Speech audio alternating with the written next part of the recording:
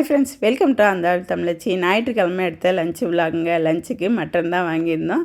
எங்கள் ஊர் பக்கம் ஏதோ பேர்ட் ஃப்ளூன்னு சொல்லி காய்ச்சல் வருதான், சிக்கன் சாப்பிடக்கூடாதுன்னு சொல்லியிருக்காங்க. அதனால் சிக்கன் வாங்குறதே இல்லை.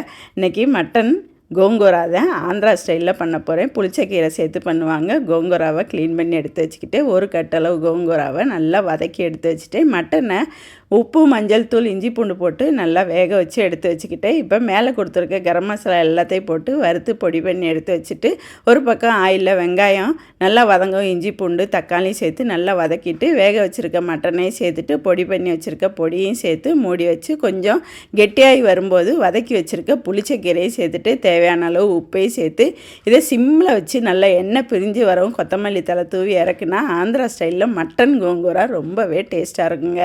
எனக்கு சிவப்பு தண்டு கீரையை தான் பொரியல் பண்ணியிருந்தேன். நீங்களும் ட்ரை பண்ணுங்கள் மட்டன் கோங்கூரா. வீடியோ பிடிச்சா லைக் பண்ணி சப்ஸ்கிரைப் பண்ணிக்கோங்க.